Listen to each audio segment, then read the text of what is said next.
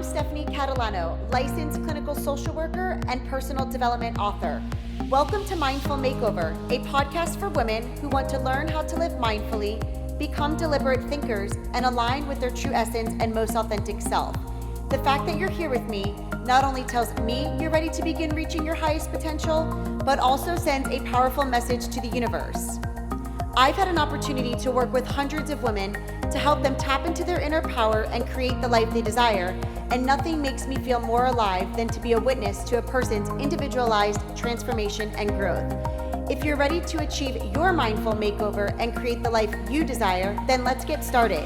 Each episode will leave you feeling educated, empowered, and elevated.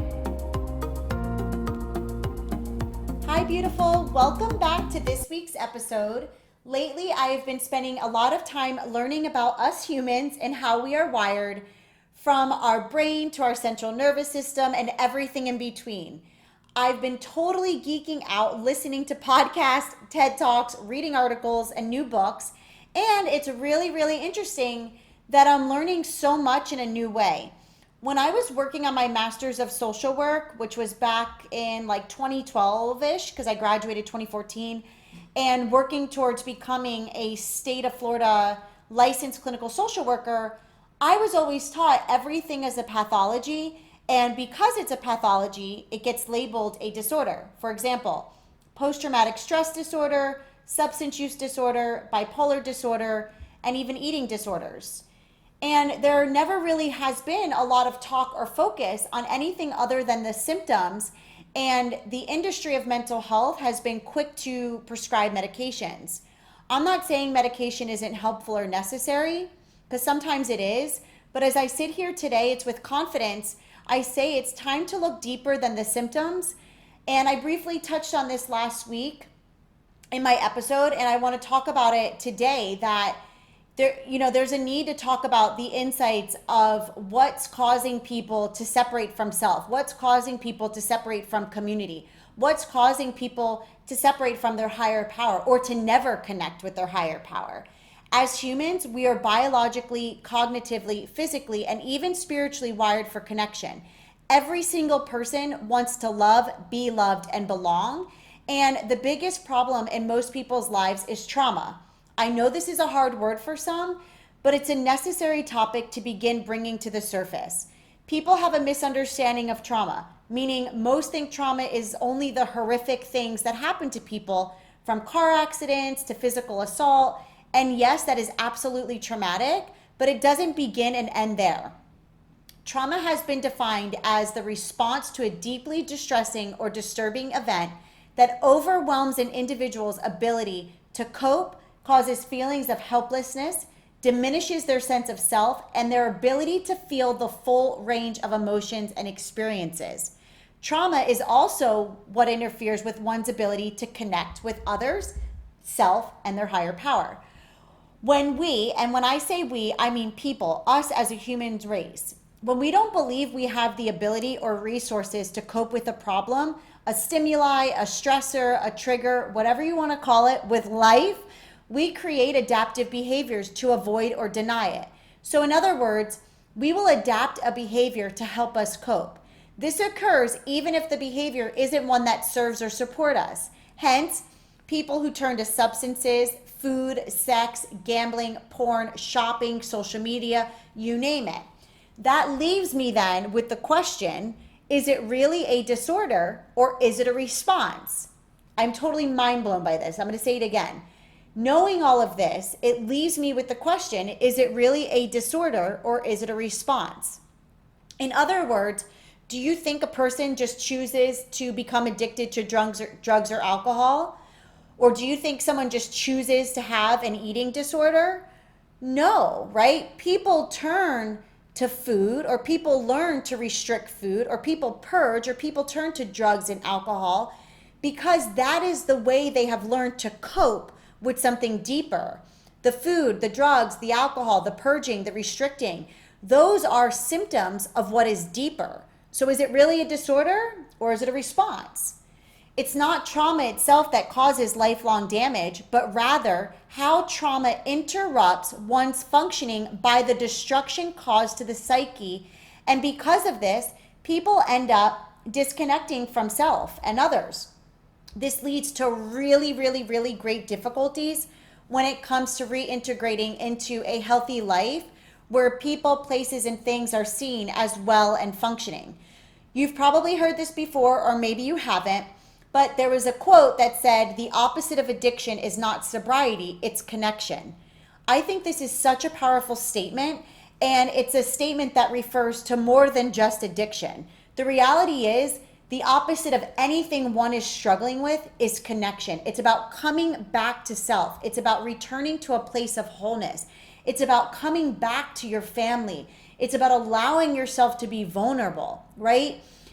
And there was even a study done where they took rats. So they had one cage where in this cage there was a bottle of regular water and a bottle of water that was laced with cocaine. And every single time they put the rat in this particular cage, it always, always, always went to the water bottle that had the cocaine and in essence would eventually overdose and die. Now, they then created a cage that they called Rat Park Heaven. And in this cage, they had the same two water bottles, the clean water and the water laced with cocaine. But the only difference in this cage is there was all kinds of like toys for the rats, there was cheese, there was other rats in the cage, and every time you put the rat in that cage, it never went to the water that was laced with cocaine. And the illustration it made is that when the rat has other things to do, when it's surrounded by other rats, when there's more than just the walls of the cage, it will never choose the laced cocaine because it feels connected. There's things to do. There's things to look forward to. There's a sense of belonging. So this really indicates that connection is key. The same exact thing applies for us as humans. I'm sure the same thing would happen. If we're left alone with nothing to do outside of clean water or the water laced with cocaine, we're probably going to use the water with cocaine because it allows for a sense of escaping. Whereas if you put us in a room full of people where there's meaningful relationships, there's things to look forward to, I guarantee we're not going to use the water with cocaine. Does that mean we're an addict if we're with the cage with nothing to do? No, we're choosing the substance to respond to our cage. Unfortunately, nowadays, especially with social media, there is a lack of resources available to teach people how to foster authentic connection in their lives, and social media, as we all know, has clearly created a separation. It has made it quite easy to isolate, quite easy to live in a false reality, definitely easy to compare, and the list goes on. There's a lack of vulnerability, meaning people are afraid to speak up. People tend to suffer in silence, all of which, by the way, goes back to childhood when we learned our attachment styles, where we learned who and what is safe and not safe, where we learned, can we show up and be ourselves? Can we show up and speak our truth? I feel so incredibly led to make efforts to stop this. When we separate from connection, whether it be community connection, loved ones, ourselves, our higher power, we set ourselves up to continue to experience the symptoms. And when I say symptoms, I'm referring to things like the need to come home after work and have a drink or multiple drinks, the fact that outside of work, you're maybe most often alone or perhaps isolated from family because you're not the lawyer your parents wanted you to become, or you didn't marry the lawyer your parents wanted you to marry, or because you're struggling with the belief of I'm not good enough. The things that I'm listing off are symptoms. 99% of people who are stuck in the same behaviors, cycles, patterns, or limiting beliefs are usually the people who have something deeper that is yet to be uncovered. You're not alone in this. We're not alone in this. Every person has a story, and the story's level of significance is a result of the meaning you attach to it. For example, if you aren't the lawyer your parents wanted you to become, and you attach the meaning that this must mean I'm not a good enough daughter, you can see how this one event could cause you to stay stuck. This is only one example. The point I want to make in this episode is that whenever we give meaning to something, whether it's something from childhood or a more current event, we give that event power. And it's not the events that keep us stuck, but rather the meaning we have given to it. The good news is at any moment, we can begin to create new meaning. We can begin to change the story. And I really want to invite you all to look inward and identify what's the story you're telling yourself. What are the old events that you have given meaning to? And don't just identify them, but really allow yourself the time and the space to begin to create new meanings, to begin to create new stories. You're allowed to do that. Part of my life's work has always been, for as long as I can remember, but now more than ever, to teach people how to form connection by helping people internalize connection isn't something earned from being good enough, but rather it is something formed when one is willing enough. I've touched on this before on a previous episode, and I'm going to say it again. Are you willing? And in this case, I'm referring to willingness to look inward and begin to uncover the things that have perhaps held you back or are holding you back. Are you willing to create a new story for yourself? Are you willing to give the events of a past new meaning? And if you're the person who has been looking inward and you're already on this journey, keep up that amazing, amazing work. I know it's not easy, but the fact that you're doing it is enough. That's all that matters. There's so much power in being vulnerable. Vulnerability is truly the doorway to a life of love, a life of joy, a life of laughter, a life of freedom. And when you're vulnerable, you're being authentic, and authenticity is absolutely a requirement for connection. It's also a requirement for healing those things that have yet to be uncovered, right? You can't heal without being authentic, because being authentic requires you to show up and speak your truth.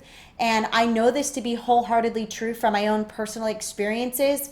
It took me years and years to slowly let my authentic self out, and I still struggle, because think about it. It was years and years of suppressing her. It was years and years of hiding my authentic self. So she's not going to shine on her own. Sometimes it requires a serious pep talk. But the fact is, you're allowed to do it. It's time to do it, and you absolutely can do it. It just comes down to, are you willing to do it? The point that I really want to make with you all is that the more you allow yourself to speak your truth and live in your truth, it becomes easier and easier to be authentic. And when you're authentic, it's easier to form natural connections, whether it's reconnecting to yourself, reconnecting to loved ones, reconnecting to your higher power, to nature, to music, to art, to life, or connecting to all of these things for the first time. I invite you to empower yourself to be vulnerable for the first time or for again, to show up for yourself, the world, others, to ask for help, to become a part of the community, a part of something. Give yourself permission to talk about your wounds, to begin the journey of healing, or to stay on the journey of healing, to make someone else feel safe to talk about their wounds. We are all in this together. I truly, truly believe to evolve is to heal, and to heal is to evolve. It is a moment-to-moment commitment, and there's no better time to start than now. Martin Luther King Jr. said it beautifully. Whatever affects one directly affects all indirectly. All right, beautiful. Here's to remembering we can trust ourselves, we can trust other people, we can trust life. Thank you for joining me today. If you found today's episode to be insightful and inspiring, subscribe so you don't miss out on the next one. And I kindly ask that you please leave me a review so together we can help the next person.